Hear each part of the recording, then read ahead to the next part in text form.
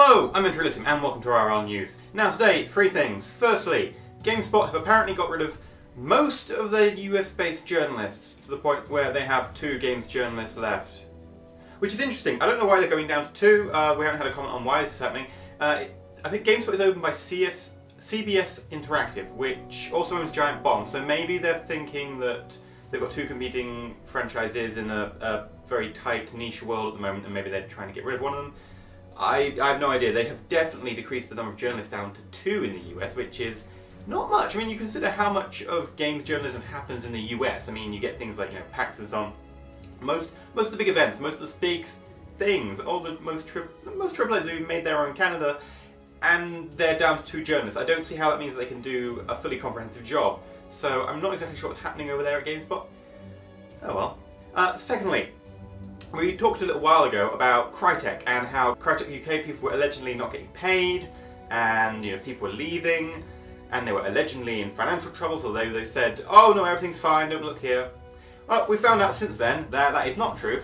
For a start, people in the US-based offices of Crytek have started disappearing, and Crytek itself has said, "Oh, money problems are over."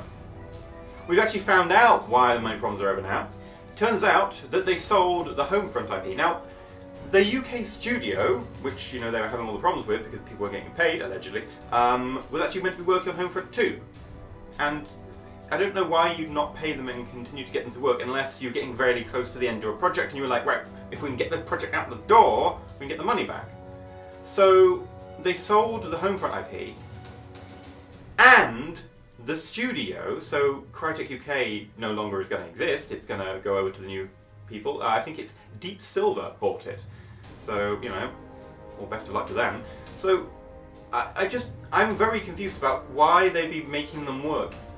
Presumably because it was at the end of the project. If it's at the end of the project, surely short-term financing is a better option than selling off something that's about to go out the door. I mean, Deep Silver must be laughing. In addition, Crytek have actually said that they're going to close 2 other studios, one of which is their South Korean studio. They will be keeping 4 studios open, most of them in Central and Eastern Europe. That sounds like big money troubles to me, not just small money troubles or anything. That sounds big money troubles if they're shutting down some other studios. Don't know about that one.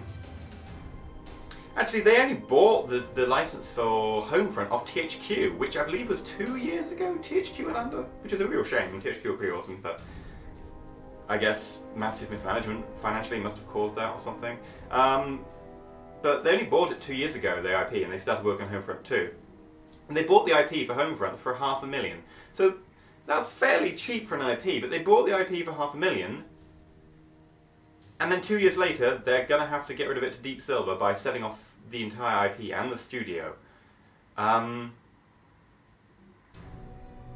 doesn't seem like it was the best of management. Either that or the IP really is cursed.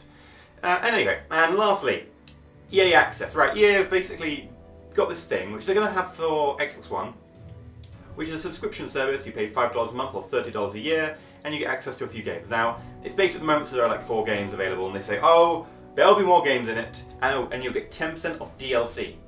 Now, similar things exist. We have things like, PlayStation Plus and so on. And I presume that most of the point is they won't put new games into it. They'll put games that, a little bit older, so they'll still get people who want to, have a game as soon as it gets out, buying the games. But they'll put things in, and in the beta they've got things like Battlefield 4. So, Battlefield 4, DLC, you get someone to, get Battlefield 4 on the subscription, and they're like, oh, I need to get the DLC, and then they pay for the DLC at 10% off. 10% is pretty much nothing if we're talking about DLC. 10% is pretty much bugger all. It doesn't come down to much. So, what they're doing is basically they're trying to convert people who wouldn't buy the game, but might want to play it, to buy the game and then go in on the DLC. Okay? It's also possibly a good way of, maybe getting access to some sort of older games back catalog that they just chuck in there. It seems like an okay thing for consumers. They're basically targeting the people who wouldn't buy the game anyway with this, it seems to me.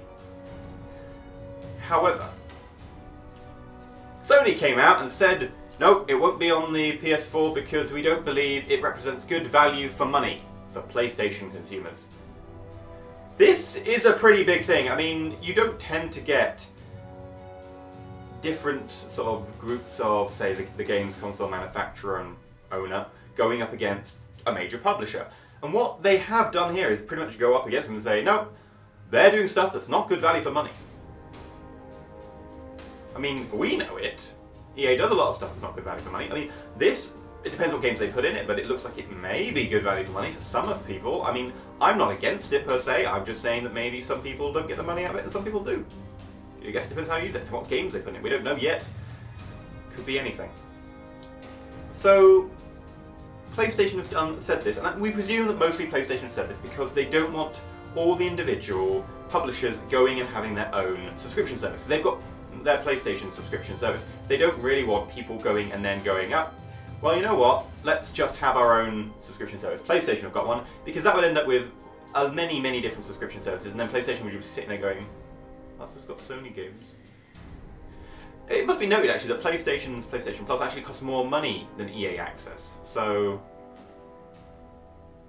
it's a bit of one to throw around and claim that they're not good value for money. I mean, it is beta at the moment as well, so there will be more games eventually, presumably. That's what EA say. I mean, I'm not one to trust what EA say most of the time, but it is a beta of a new thing that they're doing, and it would make sense for them to chuck in some older games that don't sell that well. You chuck in the games that aren't selling well to bulk up the number of games, and people, you know, like me, that don't really care that much about, you know, the AAA game that comes out, might actually find it good value. However, I think that there is actually a really more cunning thing behind it. It's like maybe slightly anti-consumer, but maybe not as detrimental to people who, say, you know, spend a lot of time on PC and are used to digital downloads. What the EA subscription service is, it's a digital download. It's a rental system, right? You're paying that money, you get access to the game. You stop paying that money, you don't get access to that game. It's a digital download. What EA are trying to do, as a secondary effect, and, you know, the pretty big secondary effect, is kill off the rebuy market, the second-hand market. You can't second-hand sell their digital copy. We'll get back to that in a second. Actually, you can. You can't resell their digital copies. You can resell the discs that are bought for Xbox One, which most console games are still physically sold, unlike PC games. I mean, PC games, we're so used to this, it takes us time to actually think this one out. Consolers typically buy physical discs. EA, by doing the subscription service, don't have physical discs to resell, reduces the second-hand market, increases the first-hand market, because people wanting to buy an old game will have to buy it still through EA, not from second-hand. Get the point? EA are trying to kill the second-hand market. Now, I thought that if they're being really clever, and I mean proper smart with this one, there is an EA directive? Bloody hell no, EU directive, something very different, something actually consumer-friendly. Now, the EU directive says that you should be able to resell software, because, you know, you bought it. If they say, oh, well, we're actually giving you a license for life, that's actually just bollocks. What they're basically trying to do is get around the selling you an object. Things like Steam games and so on, they're actually sold to you on the basis of you have a license to rent it for that one-time payment for life.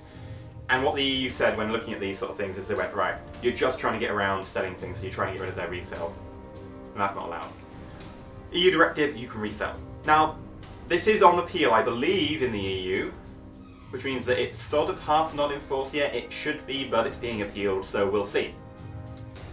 However, by the way, it should be noted that the EU has much better that's annoying, that's another kettle of fish, consumer protection than the US. The US lags massively behind on consumer protection, and the EU is normally, you know, fairly with the times. Maybe a little bit slow, but, you know, not bad. Now, if the EU are being... Goddamn. If EA are being really smart, right, really smart, they see this and they go, right, if this gets through, all the games that we sell have the second-hand market open to them. However, if we're doing the subscription model, it can be argued that there is a finite date to when, you know, your rental, your subscription, ends. Because when you stop paying, your subscription ends. So we aren't renting them for a one-time payment, it's a monthly payment, or a yearly if you go yearly, and it's not for life, it's until you stop paying. So it is a rental, and not actually a sale in a faux form of rental for life. In which case, if this directive gets held up, and they say you can resell software, EA can go, actually, this stuff under EA Access, it's actually a rental. You can't resell that. And it gives them that advantage that they don't have to worry about a resale market for EA Access, and they may be trying to get it in now, just in case. Now, this is several years down the line. I mean, Will we actually see this sort of legislation being upheld? Probably. We'll see. Will we see it in the US? Maybe. If it gets upheld in the EU, there's a chance it might come over to the US, but resell for software is something that a lot of big people are against because it harms their business. And the US law tends to, uphold their rights a bit more than most things. So it could be that EA are playing for that. It's an outside bet, it's a possibility, but it would be very clever if they were. Now, is EA Access actually anti-consumer? I don't actually think so. I think it's just another option, and I'm all for giving someone an option on what to buy and what to not buy. And it's fairly cheap, and maybe it is good value for you. So I'm not actually going to berate EA on this one, except for the fact that maybe it's to kill off the second-hand market, and I actually kind of like the second-hand market. That's just me. Anyway, I've been EnterElysium, and if you found this episode interesting, like and subscribe. Stay shiny.